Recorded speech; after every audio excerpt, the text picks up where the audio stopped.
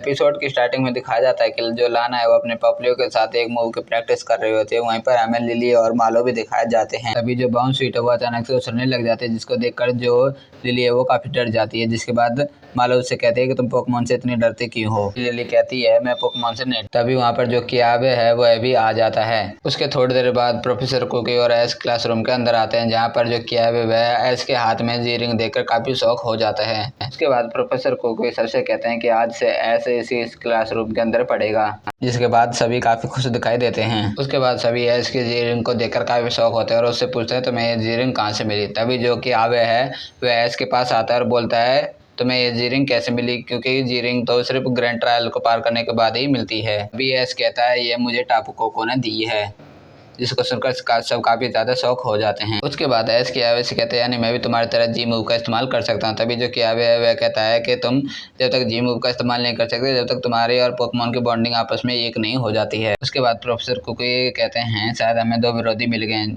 जो कि एक आगे तो एक बिजली है। उसके बाद सेमी वो कलोलन एग्जीक्यूटर और एग्जीक्यूटर के बीच में डिफरेंस बता रहे होते हैं, जहाँ पर जो एग्जीक्यूटर है उसकी typing dragon and grass type होती है, वहीं पर जो नॉर्मल एग्जीक्यूटर है उसकी typing grass and psychic type होती है। जिसको सुनकर जो एस है वो अलोलन एग्जीक्यूटर के पास चला जाता है, लेकिन उसे पता नहीं होता कि उसकी टेल पर भी एक मुंह होता है जो कि उस पर हमला कर देता है। उसके बाद शाम का सीन दिखाया जाता है, जहाँ पर जो है वो प्रोफेसर कुकी के घर पर खाना खा रहा होता है और जो प्रोफेसर कुकी है वह पिकाचू और रॉकर के लिए भी खाना रख देते हैं। उसके बाद अगले दिन का सीन दिखाया जाता है, जहाँ पर सभी ने एस के लिए एक गेट टुगेदर पार्टी रखी होती है। उसके बाद वो सब एस के साथ कंपटीशन करने लग जाता है, जहाँ सबसे पहले टोगेटोमारू एंड पिकाचू के बीच बलून फोड़ने का कंपटीशन होता है, जहाँ पर जो टोगेटोमारू है वह आसानी से जीत जाता है। उसके बाद लाना और एस के बीच में बैटल होता है, जहाँ पर जो पॉपुलर है वह जीत जाता है। उसके बाद आखिर में कियावे और एस के बीच टॉरस राइड होती है, जहाँ पर जो कियावे है वह जीत जाता है, क्योंकि जो एस है उसने पहली बार टॉरस राइड एंजॉय की। उसके बाद एस और बाकी सब क्लासरूम के अंदर दिखाए जाते हैं। तभी जो एस है उसको एक आवाज सुनाई देती है और तभी अचानक से जो टापू कोको है वह एस के सामने आ जाता है, जिसको देखकर सभी काफी ज्यादा शौक हो जाते हैं।